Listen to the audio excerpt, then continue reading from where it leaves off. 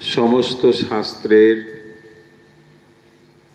যিনি লক্ষ্য, সমস্ত তপস্যা, পাঠ, দান, ব্রত ইত্যাদির যিনি লক্ষ্য, সেই পরমেশ্বর ভগবানকে প্রণাম জানিয়ে ভগবানের লীলা কথা শ্রীমদ্ ভাগবত পাঠ শুরু করছি। শ্রীমদ্ ভাগবতে আমরা এ পর্যন্ত যতদূর পড়েছি, দ্বিতীয় স্কন্ধের এখন চতুর্থ অধ্যায় পড়ব। এর থেকে আপনাদের মোটামুটি একটি ধারণা নিশ্চয়ই হয়েছে, যেখানে শৌনকাদি ঋষি এবং সুত ঋষির মধ্যে কথাবার্তা হচ্ছে। শৌনকাদি ঋষি প্রশ্ন করছেন,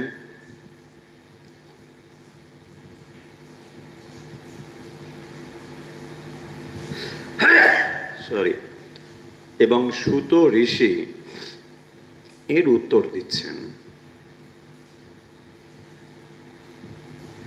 আর প্রসঙ্গ হচ্ছিল যে যেখানে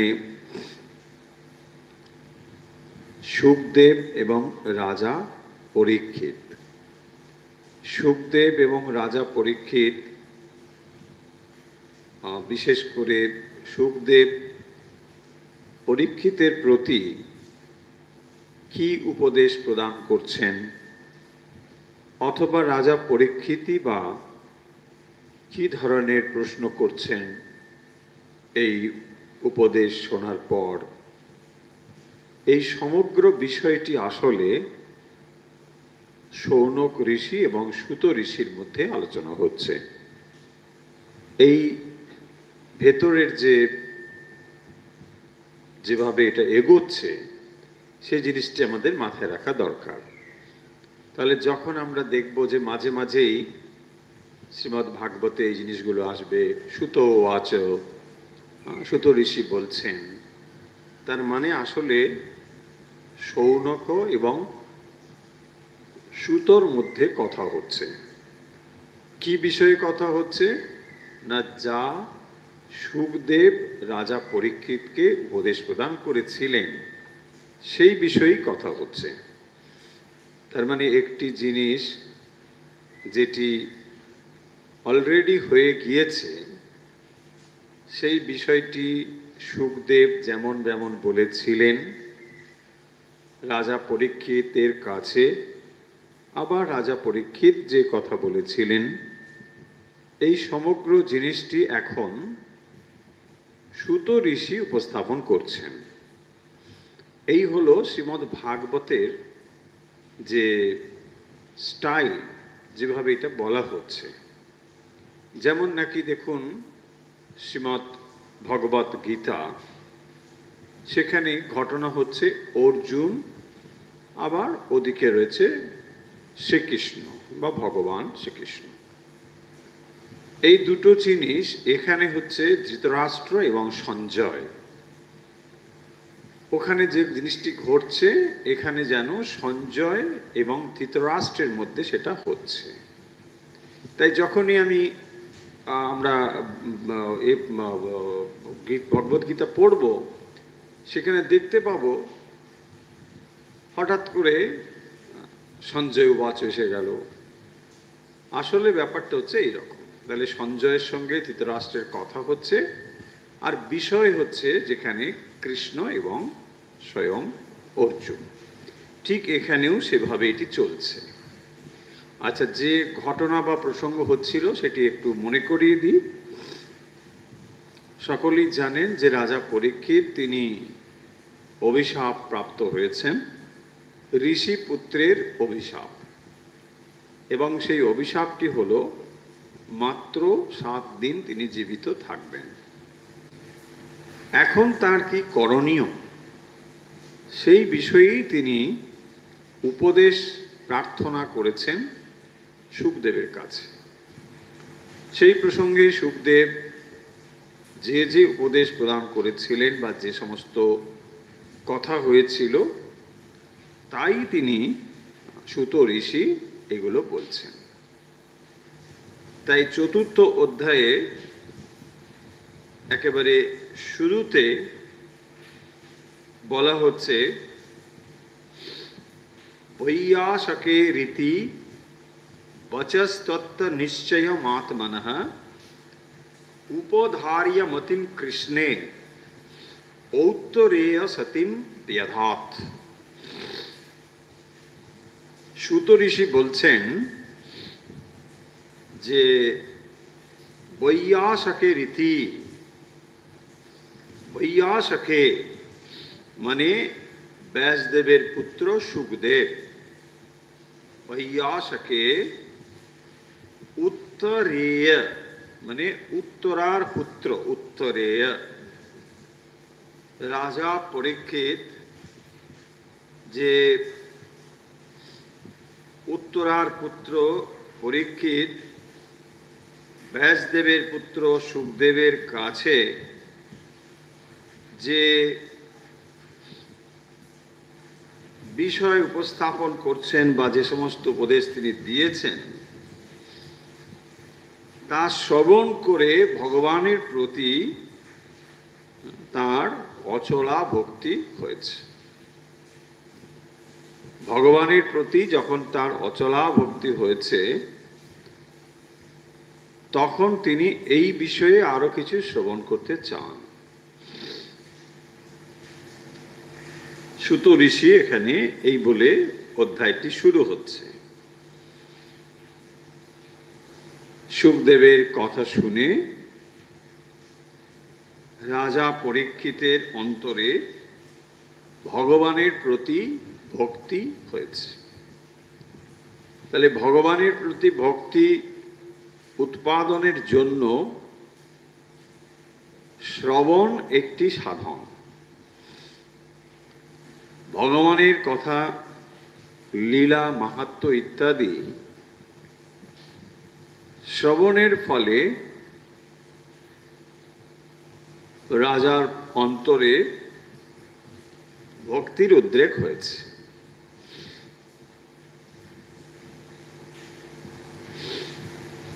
এরপরে রাজা পরীক্ষিত কি করছেন না, আত্মজায়া সুতাগার পশু দ্রবিণ বন্ধুষু রাজ্যে চাবিকলে নিত্যম নিরুরাং মমতাম জহো।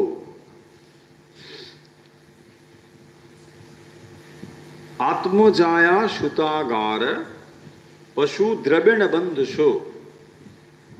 তো রাজা পরীক্ষিত এর পরে আত্ম জায়া সুত আগার, আত্ম মানে হলো নিজ, নিজ মানে নিজের দেহের প্রতি, তারপরে জায়া হলো পত্নী, সুত সন্তান, আগার মানে গৃহ,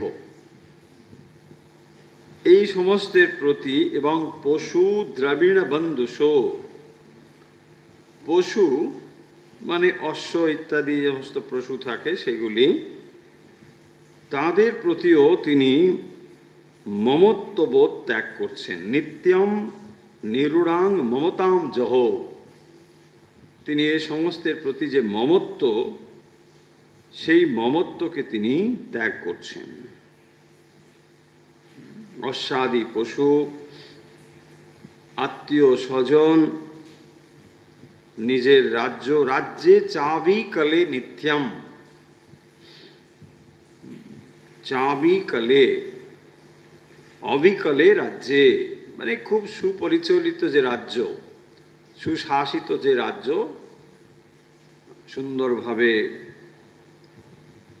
যে রাজ্য পরিচালিত হচ্ছিল, সেই রাজ্যে নিত্যম নিরুড়াং মমতাম জহ, তিনি মমত্বকে ত্যাগ করছেন, আসক্তি ত্যাগ করছেন।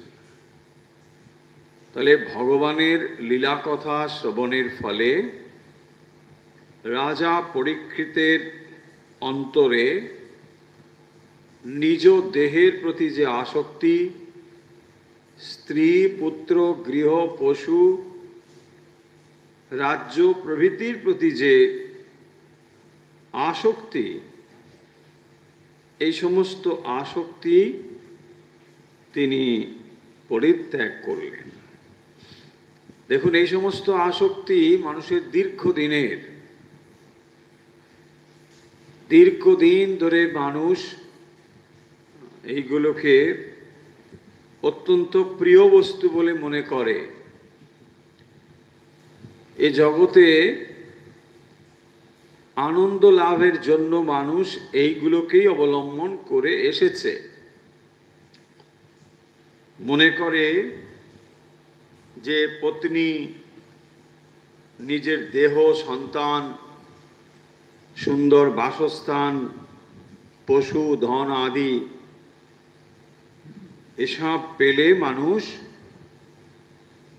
খুবই সুখী হয় এবং এগুলোর প্রতি তাই মানুষের খুব স্বাভাবিকভাবেই আসক্তি থাকে। এই আসক্তি যদি না দূর হয় তাহলে ঈশ্বরের বিষয়ে মন যেতে পারে না। যে জিনিসটিকে আমরা অত্যন্ত মনোরম আকর্ষণীয় বলে ধরে রেখেছি, সেটির প্রতি যদি বিরক্তি ভাব তৈরি না হয়, বিরক্তি ত্যাগ করবার বিষয়, বিরক্ত, তো এইটি যদি তৈরি না হয়, অর্থাৎ যদি ঈশ্বরকে উপাদেয় বলে গ্রহণ করি, তাহলে বিষয়কে হেয় করতে হবে, হেয় উপাদেয়।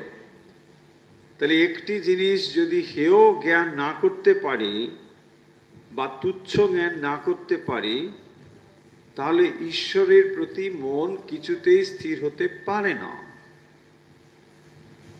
তাই এখানে শুকদেবের কথা শ্রবণ করবার পরে রাজা পরীক্ষিত যেগুলোকে জীবনের আনন্দময় পরম জিনিস বলে এতদিন ভেবেছিলেন, সেগুলোকে তিনি মুহূর্তে আসক্তহীন হয়ে পড়ছেন, সমস্ত সেগুলোকে তিনি ফেলে দিচ্ছেন। ভক্তের মধ্যেও যখন এই সমস্ত কথা শ্রবণ, ভগবত প্রসঙ্গ হবে, তখন বিষয়ের প্রতি যে অহেতুক একটি আকর্ষণ, তা কিন্তু ধীরে ধীরে কমতে থাকে। যদি কমতে থাকে তাহলে বুঝতে হবে শাস্ত্র পাঠের ফল ফলতে শুরু করেছে। তা না হলে শাস্ত্র পাঠ করেও খুব ভালো লাগছে, আবার জাগতিক বিষয়েও আমি আনন্দ যেমন আগে পেতাম সব পাচ্ছি, আবার এদিকে আমি খুব ভক্ত হয়ে গেছি, এগুলো একসঙ্গে কখনোই হবে না। ফলে যখনই আমি মন ঈশ্বরে দেবার চেষ্টা করছি বা দিচ্ছি, বুঝতে হবে বিষয় থেকে মন সরে সরে আসছে। তাই রাজা পরীক্ষিত বিশেষত যে পরিস্থিতির মধ্যে এসেছেন, সেটি যেভাবেই হোক না কেন, মাত্র অল্প দিন তিনি আর এই শরীরে, দেহে, এই পৃথিবীতে রয়েছেন। এইটি জেনে তার ভেতরে যে বিষয়ের প্রতি বৈরাগ্য এসেছে, এই বৈরাগ্য কোনো সাময়িক আবেগের বশে নয়। অনেক সময় মানুষের মনে কোনো একটি বিষয়ের প্রতি আঘাত থেকে বিষয়ের প্রতি বিরাগ তৈরি হয়, কিন্তু মুশকিল হলো সেটি স্থায়ী হতে পারে না বা হয় না। বৈরাগ্য তখনই যথাযথ হবে যদি দুটি জিনিস একসঙ্গে ঘটে। তা হলো বিষয়ে বিরাগ, ঈশ্বরে অনুরাগ। অনেক মানুষের মনে বিষয়ের প্রতি বিরাগ হতে পারে, সেটি জাগতিক কোনো কারণ থেকে হতে পারে, শারীরিক অসুস্থতা থেকে হতে পারে, যে কোনো থেকে হতে পারে, কিন্তু এটাই যথেষ্ট নয় যদি ঈশ্বরের প্রতি অনুরাগ না হয়। রাজা পরীক্ষিতের যে বৈরাগ্য, বিষয়ের প্রতি তিনি যে আসক্তি ত্যাগ করছেন, এটি কিন্তু বিষয়ে বিরাগ, ঈশ্বরে অনুরাগ। কারণ ঈশ্বরের প্রতি তিনি মনোনিবেশ করছেন বলে ঈশ্বরের পথে বাধা স্বরূপ এই সমস্ত বিষয় থেকে মনকে সরিয়ে নিচ্ছেন। কারণ পূর্ণভাবে এখন তাকে প্রস্তুত হতে হবে, সমগ্র মন দিয়ে ভগবানকে ভালোবাসতে হবে। তাই তিনি এই বিষয়গুলোকে মন থেকে সরিয়ে দিচ্ছেন।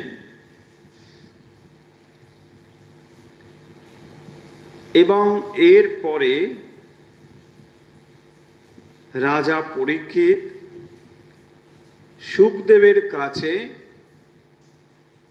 সম্পূর্ণ মনোনিবেশ সহকারে ভগবত কথা শুনবার জন্য প্রস্তুত হয়েছেন, যে আমি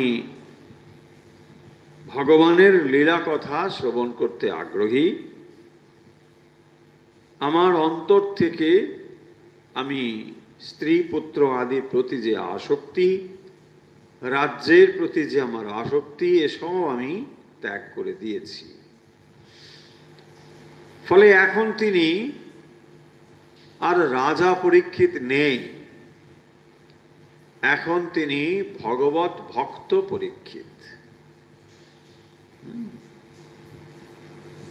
আজ তিনি ঔত্তরেয় মানে উত্তরার পুত্র, ঔত্তরেয়, উত্তরা স্নেহ, ঔত্তরেয়। আজ তিনি উত্তরার পুত্র। যদিও রাজা পরীক্ষিত বলে আমরা তাকে বলবো, কিন্তু বাস্তবিক আজ তিনি আর সেই রাজার আসনে নেই।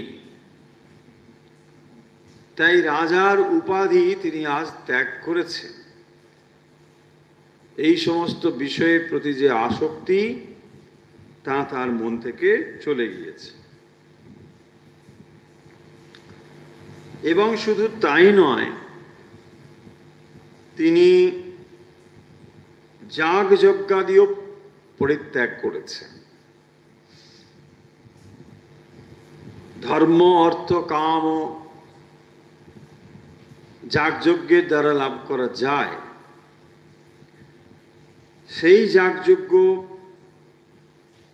আজ তিনি সেগুলোকেও ত্যাগ করেছেন।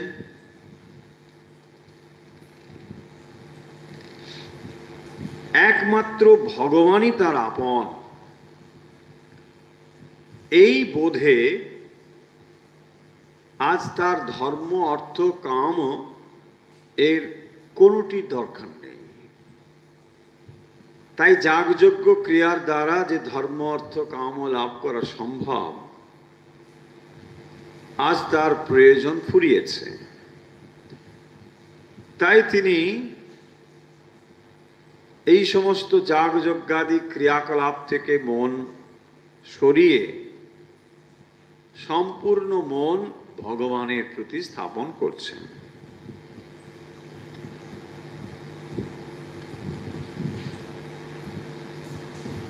রাজা পরীক্ষিত এবারে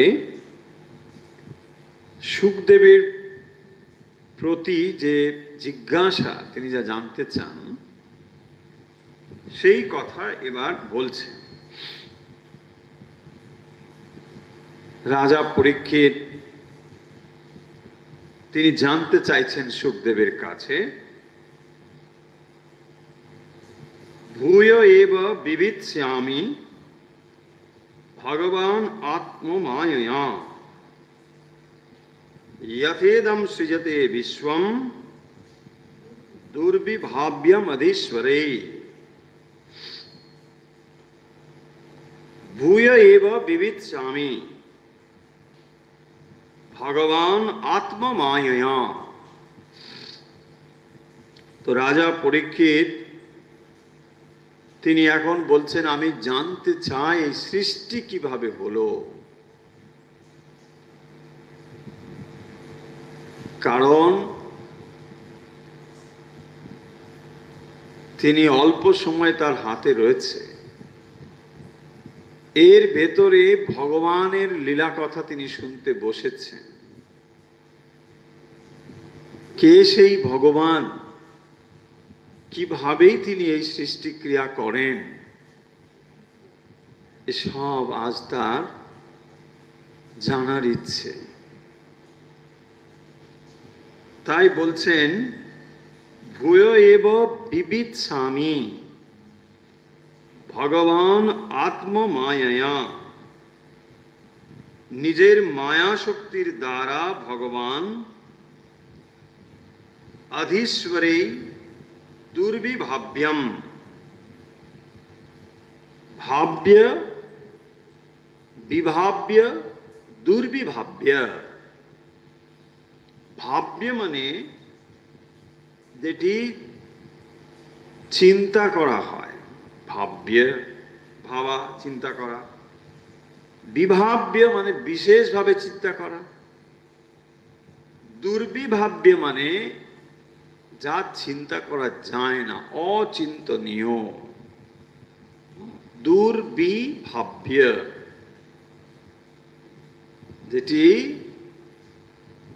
বুদ্ধির অগম্য। ভূয় এব বিবিচ্ছামি, আমার কাছে আপনি সেইটি এখন বলুন, আমি তা শ্রবণ করতে চাই। যে আত্মমায়া, নিজের মায়া শক্তির দ্বারা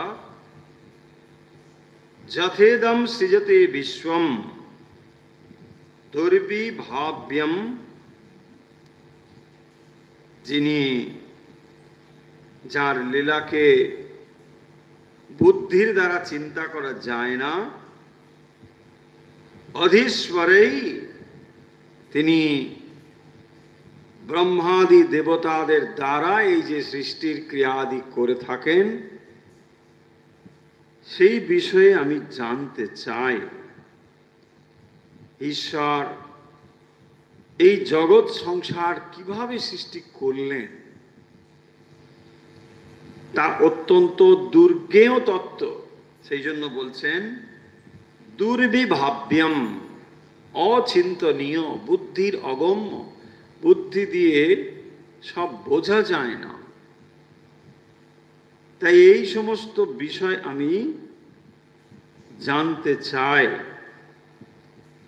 আপনি আমার কাছে সেগুলো বলুন। यथा गोपायतिर्विभुर्यथा संयच्छते पुनः यां यां शक्तिमुपाश्रित्य पुरुशक्ति परपुमान् आत्मानं क्रीडयन् क्रीडन् करोति विकरोति च। यथा गोपायति विभुर्यथा संयच्छते पुनः। পরের শ্লোকে এখানে বলছেন, ये যথা মানে যেভাবে, গোপায়তি যেভাবে ভগবান পালন করে থাকেন, গোপালয়তি। গো মানে হচ্ছে ধরিত্রী, পালয়তি পালন করে, পায়তি গোপায়তি, পা ধাতু পালন করা, গোপায়তি যিনি পালন করেন, বিভুর যথা সমযচ্ছতে পুনঃ, সমযচ্ছতে আবার যিনি সংহার করেন। এই সৃষ্টি যিনি পালন করছেন, যিনি আবার সংহার করছেন, পুরু শক্তি পরপুমান, পরমেশ্বর অনন্ত শক্তিধর পরমেশ্বর, ইয়াং ইয়াং শক্তিম উপাশ্রিত্য যে সমস্ত শক্তিকে অবলম্বন করে আত্মানম ক্রীড়ং করতি নিজে এই যে দৈব ক্রীড়া যা তিনি করতে থাকেন, ক্রীড়য়ন বিকরতি চা এবং বিভিন্নভাবে বিভিন্ন কিছুকে সৃষ্টি করে থাকেন, ভূয় এব বিবিৎসামি আমি সেই কথা আবার শুনতে চাই, ভূয় পুনরায়, বিবিৎসামি আবার বিস্তারিতভাবে শুনতে চাই। এই বিষয়ে কথা হয়েছে আগে যে কিভাবে সৃষ্টি হয়, অবতার কিভাবে হয়, এ সমস্ত বিষয় সংক্ষেপে হয়েছে, কিন্তু এখন বিস্তারিতভাবে সেই বিষয়গুলো হবে। তার মানে সমগ্র ভাগবতের মধ্যে কোন কোন বিষয় আলোচিত হবে তা পূর্বে সংক্ষেপে আলোচনা হয়েছে, একটা ধারণা দেওয়া হয়েছে।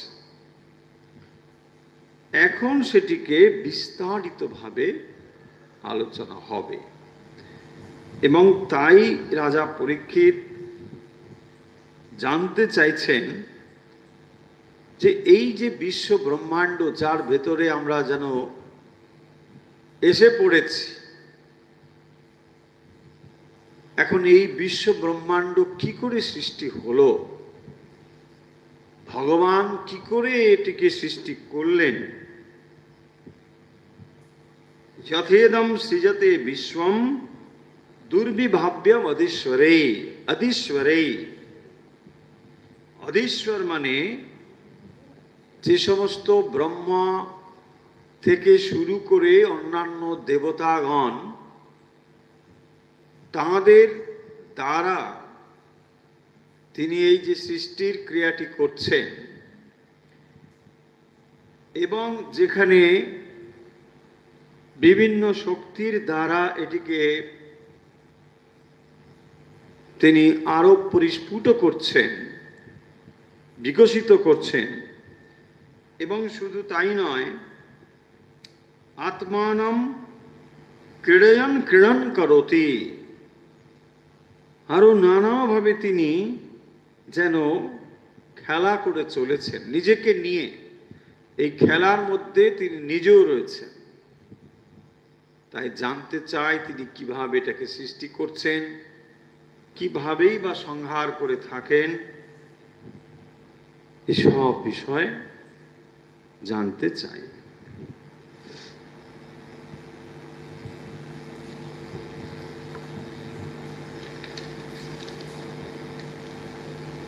সুখদেব বলছেন,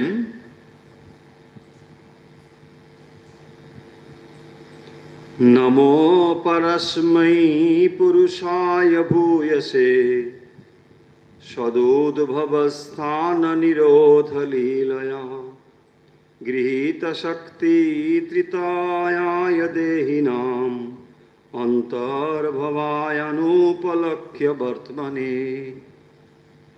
নমো পরস্मै পুরুষায় ভূয়সে সদুদ্ভব স্থান নিরধ লীলয়া গৃহীত শক্তি ত্রিতয়ায় দেহিনাম অন্তর্ভাবায়ানুপলক্ষ্য বর্তমানে। সুখদেব এখন এই কথার উত্তর দিচ্ছেন। তিনি বলছেন, সৎ উদ্ভব স্থান নিরোধ লীলয়া। জগৎ যে সৃষ্টি হয়েছে, জগতের সৃষ্টি স্থিতি এবং যে প্রলয়, গৃহীত শক্তি ত্রিতয়ায়, তিনটি শক্তি, তার যিনি আশ্রয়কারী, যিনি এটাকে তিন গুণ, যার আশ্রয়, যার উপরে অবলম্বন করে তিন গুণ এর দ্বারা সৃষ্টি ক্রিয়া হয়, সৃষ্টি স্থিতি প্রলয় হয়ে থাকে। দেহিনাম অন্তর্ভবায়, জীবের অন্তর্যামী রূপে যিনি বিদ্যমান। অনুপলক্ষ্য বর্তমানে, এবং তিনি কিভাবে রয়েছেন না, অনুপলক্ষ্য বর্তমানে, তিনি সকলের অন্তরালে রয়েছেন, কেউ তাকে দেখতে পায় না, অগোচরে। ভূয়সে পরস্মৈ পরুষায়, তিনি যার অসীম শক্তি, ভূয়সে পরস্মৈ পরুষায়, সেই যে অসীম শক্তিধর পরম পুরুষ, সুখ বলছেন, তার প্রতি আমার নমস্কার। তার মানে রাজা পরীক্ষিত যে প্রশ্ন করছিলেন, সৃষ্টি কিভাবে হলো ইত্যাদি, ভগবান কিভাবে সৃষ্টি করছেন, তার উত্তরে সুখদেব বলছেন, পরস্মৈ পুরুষায় ভূয়সে, পরস্মৈ পুরুষায় ভূয়সে নমঃ। সেই পরম পুরুষ, পরম শক্তিধর যে পুরুষ, তার প্রতি আমার প্রণাম নিবেদন করছি। কি তিনি, কেন তিনি প্রণাম করছি, কেন, তার বিশেষ্য কি, তার বিশেষণ কি? বলছেন, সৎ উদ্ভব স্থান নিরোধ লীলয়া। তিনি এই জগতের সৃষ্টি স্থিতি প্রলয়ের কারণ। ইয়ৎ উদ্ভব স্থান নিরোধ লীলয়া, তিনি কি করেন, কিভাবে এটা করে থাকেন? তিনি উদ্ভব স্থান নিরোধ লীলয়া, তিনি সৃষ্টি স্থিতি এবং প্রলয় এই সব কিছু করে থাকেন। কিভাবে করে থাকেন? গৃহীত শক্তি ত্রিতয়ায়, তো এই তিন গুণের তিনি হচ্ছেন আধার। তাহলে শক্তি কাজ করতে হলে একটি আধার দরকার হয়, যার ওপরে শক্তির বিকাশ ঘটবে। তাই বলছেন, সত্য রজ তম এই তিন গুণের তিনি হচ্ছেন আশ্রয়। সেই যে পরমেশ্বর, পরস্মৈ পুরুষ, সেই পরম পুরুষ, যিনি এই সমস্ত কিছুর আশ্রয়, সেই পরম পুরুষ যে এগুলির আশ্রয়, সত্য রজ তিন গুণের, দেহিনাম অন্তর্ভবায়, এবং তিনি হচ্ছেন জীবের অন্তর্যামী। তাহলে তিনি জীবের অন্তর্যামী রূপে বিদ্যমান, তাকে অনুপলক্ষ্য বর্তমানে, অথচ তাকে দেখা যাচ্ছে না। তিনি জীবের অন্তর্যামী রূপে রয়েছেন, অথচ তাকে সকল দৃষ্টির অগোচরে তিনি রয়েছেন।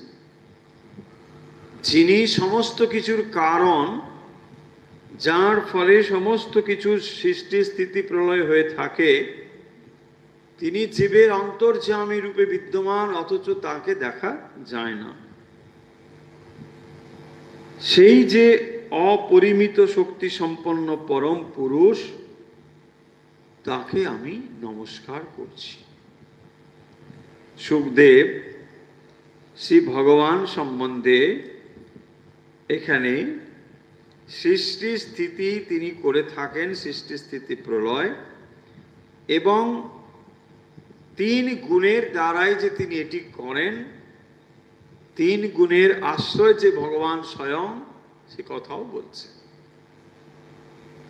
তিনি জীবের অন্তর্যামী রূপে রয়েছেন, অথচ তাকে কেউ দেখতে পায় না। তিনি আছেন বলেই জীব সব কিছু দেখতে পায়, বুঝতে পারে, অথচ জীব তাকে বুঝতে পারে না। তিনি এই জগতের অন্তর্যামী রূপে রয়েছেন, জীবের অন্তর্যামী রূপে রয়েছেন, জগতের কারণ রূপে রয়েছেন। তিনি না থাকলে জগতের অস্তিত্বই নেই। সকল জীবের অন্তরে অন্তর্যামী রূপে তিনি বিদ্যমান, অথচ তিনি সকলের যেন অন্তরালে রয়েছেন, আড়ালে রয়েছেন। ভগবান জীবের অন্তরে থেকে খানিকটা আড়ালে যেন রয়েছে।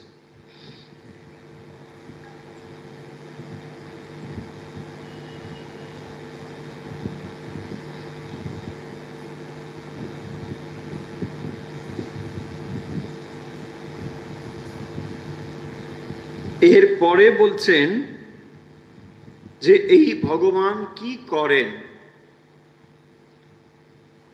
তিনি সাধুদের দুঃখ কষ্ট মোচন করেন, অসতের বিনাশ করেন এবং ত্যাগী ও নিষ্ঠাবান ব্যক্তিদের আত্মতত্ত্ব প্রদান করেন।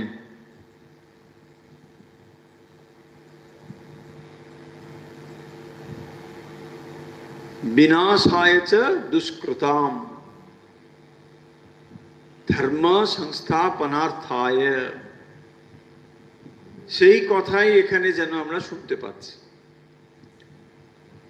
বলছেন সাধুদের দুঃখ কষ্ট মোচন করেন,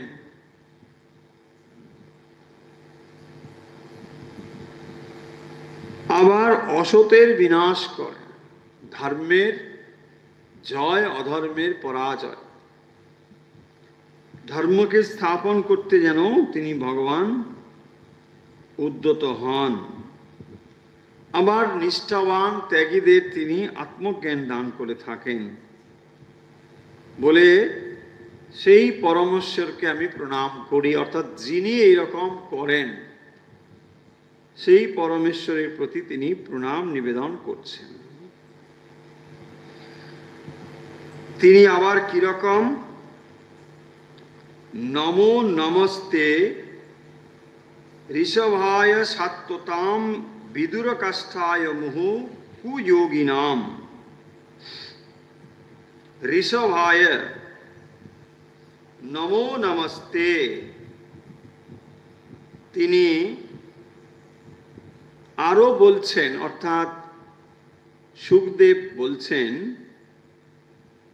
যে যিনি ভক্তদের পালন করে থাকেন, সাত্বতাম ঋষভায় কুযোগিনাং মুহু বিদুর কাষ্ঠায় তু।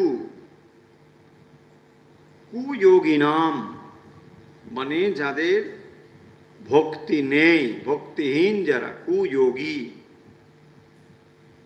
তাদেরও তিনি বিদুর কাষ্ঠায় তু, যারা অজ্ঞেয়, নম রাধসা নিরস্ত সাম্য অতিশয়েন, সমান বাজার অধিক নে, ব্রহ্মণি স্বধামনি রংসতে, তিনি কি করেন, বিহার করেন। সেই ভগবানকে আমি নমস্কার করছি বা প্রণাম করছি। এই শ্লোকগুলির দ্বারা ভগবান সম্বন্ধে বলা হচ্ছে। যেখানে রাজা পরীক্ষিত জানতে চেয়েছিলেন যে এই ভগবান কেমন, কিভাবে সৃষ্টি করেন, আর এখানে বললেন যে তিনি মায়া শক্তিকে অবলম্বন করে সৃষ্টি কাজ করেন। তিন গুণের তিনি সাহায্য নেন, আর এই তিন গুণের আশ্রয় হচ্ছেন স্বয়ং ভগবান, যার দ্বারা তিনি এই সৃষ্টি কাজটি করছেন। আর সমস্ত জীবের অন্তরে তিনি বিদ্যমান অন্তর্যামী রূপে, অথচ তিনি সকলের দৃষ্টির অগোচরে রয়েছেন। আর তিনি কি করেন না, সাধুদের দুঃখ কষ্টের নাশ করেন, সৎজনের সৎ ব্যক্তির অসতের বিনাশ করে থাকেন, ত্যাগী ও নিষ্ঠাবান ভক্তদের আত্মজ্ঞান প্রদান করে থাকেন। আরো তিনি কি করেন না, তিনি হচ্ছেন ভক্তদের পালন করেন। ভক্তিহীন জীবের কাছে তিনি অত্যন্ত দুর্জ্ঞেয়। ভক্তদের তিনি পালক। এর মানে এই নয় যে ভক্তিহীনদের তিনি পালন করেন না, তিনি করেন, কিন্তু তাদের তিনি দুর্জ্ঞেয়, তারা তাকে জানতে পারে না।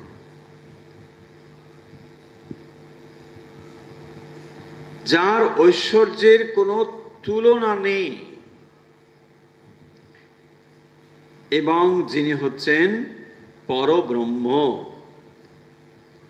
সেই পরমেশ্বরের প্রতি তিনি প্রণাম নিবেদন করছেন। কি করে এই পরমেশ্বরের প্রতি আমাদের ভক্তি হবে, কি করে সেই পরমেশ্বরের কথা যখন বলছেন, আবার বলছেন যে তিনি বুদ্ধির অগোচর অন্তর্যামী রূপে তিনি বিদ্যমান থাকলেও বুদ্ধি তাকে ধরতে পারে না, জানতে পারে না। তাহলে সেই ভগবানকে আমি ভক্তি করব কি করে, তার প্রতি আমার পরম ভালোবাসা নিবেদন করব কি করে? তাই বলছেন এখানে যে তার লীলা কথা শ্রবণই হলো তাকে লাভ করবার পথ। তাই পরবর্তী একটি শ্লোকে বলছেন, यत् कीर्तनं यत् स्मरणं यदीस्कनं यत् बन्धनं यत् श्रवणं यदर्हणं लोकस्य सद्यो विधुनति कल्मषं तस्मै सुभद्रश्रवसे नमो नमः। यत् कीर्तनं यत् स्मरणं यद् ईक्षणं, यत् कीर्तनं সেই ভগবানের গুণ লীলা কীর্তন, ভগবানের লীলা কীর্তন। যৎ স্মরণম, তার লীলা কথা শ্রবণ। যৎ ঈক্ষণম, তার রূপ দর্শন ঈক্ষণম। যৎ বন্দনম, যার শ্রীচরণ বন্দনা। যৎ শ্রবণম, তার মাহাত্ম্য যশ কথা শ্রবণ। যৎ অর্হণম, অর্হণম মানে পূজা, যার পূজা নিবেদন করা। যেমন আমরা বলি পূজার্হ, তিনি পূজার যোগ্য, পূজার্হ, এই অর্হ অর্হণম, তিনি হচ্ছেন যৎ অর্হণম, যার পূজা লোকস্য কল্মষম সদ্য বিধুনতি। লোকস্য কল্মষম, কল্মষ মানে হচ্ছে পাপ, কল্মষ জীবের সমস্ত রকম কলুষতা পাপ সদ্য বিধুনতি, সর্বদাই এগুলি সদ্য সদ্য তৎক্ষণাৎ সঙ্গে সঙ্গে চলে যায়। তস্মৈ সুভদ্রা শ্রবসে, শ্রবণ মঙ্গল সেই পরমেশ্বরকে নমো নমঃ আমি বারবার নমস্কার করছি। তাহলে ভগবানের প্রতি কি করে ভক্তি আসবে, কি করে সেই পরমেশ্বরের প্রতি ভক্তি আসবে? আবার ভগবানের প্রতি যদি ভক্তি না আসে, তাহলে দান, তপস্যা, যশ, কর্ম, ক্রিয়া সব ব্যর্থ হবে। ক্রিয়ার জন্য ক্রিয়ার কোনো মূল্য নেই, দানের জন্য দানের কোনো মূল্য নেই, তপস্যার জন্য তপস্যার কোনো মূল্য নেই, যদি সেই দান, ক্রিয়া, তপস্যার লক্ষ্য ভগবান না হন। তাই ভগবানকে ভালোবাসতে গেলে দান, ক্রিয়া, তপস্যা আদি প্রয়োজন, কিন্তু দানের জন্য দানের কোনো প্রয়োজন নেই, ভগবত প্রীতি লাভের জন্যই দানের প্রয়োজন, তপস্যার প্রয়োজন। ভগবানকে ভালোবাসবো বলেই এই সমস্ত বিষয়। দানের ভেতরে কি থাকে? দানের ভেতরে থাকে অহং বৃত্তির ত্যাগ। যে বস্তুগুলোকে এতদিন আমার আমার করেছি, সেই আমার বস্তুগুলোর সঙ্গে আমিও যুক্ত হয়ে আছি, আমার অহংবোধ সেখানে যুক্ত হয়ে রয়েছে, তাই আমি সেগুলোকে আমার আমার বলি। তাই দানের দ্বারা আমরা চেষ্টা করি আমাদের আমিত্বকে দূর করতে। যে বস্তুগুলোকে আমি আমি আমার আমার করি, সেগুলোকে দিলে আমি আমার স্বার্থ অহংকারকে ত্যাগ করতে পারি। কেন না ভগবানকে ভালোবাসবো বলে। তপস্যার দ্বারাও আমরা মনকে প্রশান্ত করে ভগবানকে ভালোবাসতে চাই। এই রকম ভাবেই প্রতিটি ক্রিয়ার লক্ষ্য হলো ঈশ্বর। যদি ঈশ্বরের জন্য এগুলো না হয়, তাহলে এগুলোর বিশেষ কোনো মূল্য নেই। অন্তত আধ্যাত্মিক বা ধর্মজীবনে তো কোনোই মূল্য নেই। অন্য কোথাও কিছু থাকলেও থাকতে পারে, কিন্তু ধর্ম এবং আধ্যাত্ম জীবনে এগুলোর কোনোই মূল্য নেই, বরং বাধা স্বরূপ হয়ে দাঁড়ায়। তাই এখানে বলছেন যৎ কীর্তনম যৎ স্মরণম যৎ ঈক্ষণম যৎ বন্দনম যৎ শ্রবণম অর্হণম। তাহলে যার কীর্তন, স্মরণ, ঈক্ষণ মানে দর্শন, পাদবন্দন, যৎ শ্রবণম যার কথা শ্রবণ, এবং যৎ অর্হণম যার পুজো নিবেদন করা, লোকস্য সদ্য বিধুনতি কলমশম। তাহলে কি হয় না, সমস্ত কলুষতা থেকে, পাপ থেকে লোক সদ্য বিধুনতি সঙ্গে সঙ্গে মুক্ত হয়ে যেতে পারে। কিসের দ্বারা? ভগবত কীর্তন, স্মরণ, ঈক্ষণ মানে দর্শন, বন্দন তার শ্রীচরণ বন্দনা, তার কথা শ্রবণ এবং পূজা। তস্मै সুভদ্রা শ্রবসে, তাকে বলা হচ্ছে সুভদ্রা শ্রবস। সেই যে ভগবান, তিনি হচ্ছেন সুভদ্রা শ্রবস। সুভদ্রা শ্রবসে মানে যা শ্রবণেই মঙ্গল হয়, যার কথা শ্রবণের দ্বারাই মঙ্গল হয়, তাকে বলা হচ্ছে সুভদ্রা শ্রবসে। তাকে নমো নমঃ বারবার তার প্রতি নমস্কার নিবেদন করছি। কে বলছেন এগুলো? সুখদেব। তো সুখদেব যখন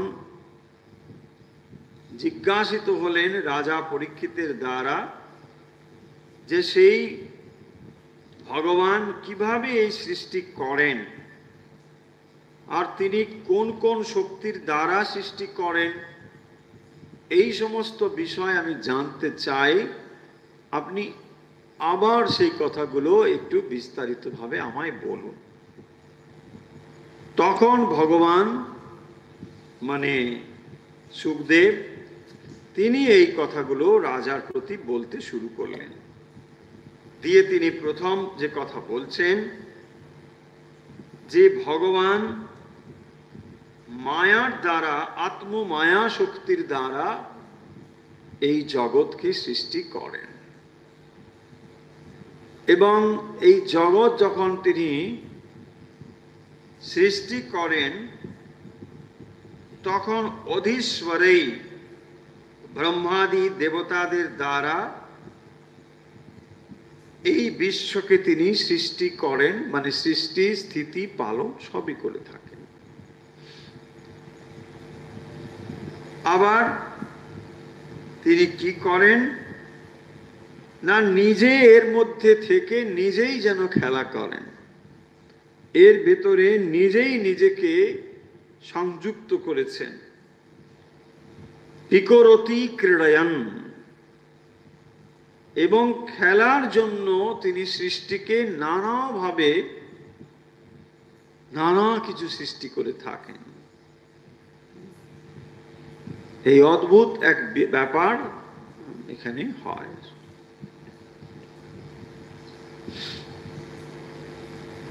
তারপরে তিনি আরো বলছেন যে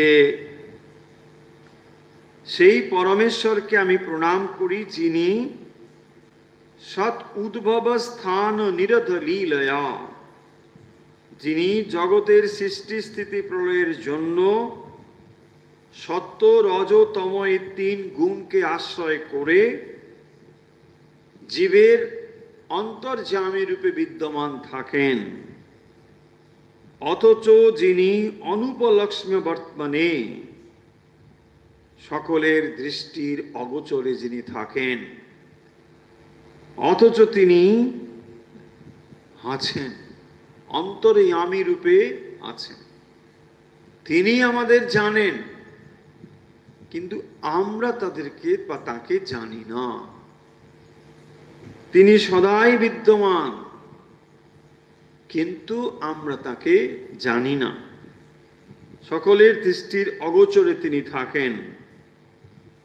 আর কি বলছেন না, তিনি শিষ্টের পালন করেন, অসতের বিনাশ করেন, তিনি নিষ্ঠাবান ত্যাগীদের আত্মজ্ঞান প্রদান করেন,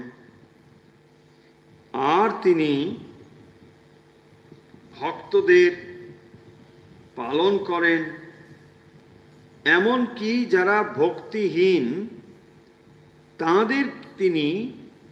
তাদের কাছে তার স্বরূপ যেন দুর্জ্ঞেয়, তারা জানতে পারে না। সেই যে পরমেশ্বর, তাকে আমি প্রণাম করি। আর এই পরমেশ্বরের প্রতি ভক্তি কি করে সম্ভব, তার জন্যে এই শ্লোকটি বললেন, যেখানে যৎ কীর্তনম যৎ স্মরণম যৎ ঈক্ষণম যৎ বন্দনম যৎ শ্রবণম যৎ আরহণম লোকস্য সদ্দো বিদুনতি কলমশম তস্मै সুভদ্রস্রবসে নমো নমঃ। যার কীর্তন, স্মরণ এবং দর্শনের দ্বারা, বন্দন শ্রবণ পূজার দ্বারা সদ্য পাপ বিধুনতি, সমস্ত পাপ কলমশ ধুয়ে যায়, বিনাশ হয়, নষ্ট হয়। যার কথা শ্রবণে শ্রবণ মঙ্গলম সুভদ্রস্য বসে, সেই যে পরমেশ্বর, যার কথা শ্রবণ মঙ্গল, সেই যে পরমেশ্বর যার কথা শ্রবণেই মঙ্গল হয়, সেই পরমেশ্বরকে আমি বারবার নমস্কার করি। তাহলে শ্রীমদ্ ভাগবতের ৪র্থ অধ্যায়ের পাঠ আমরা এখানে শেষ করছি।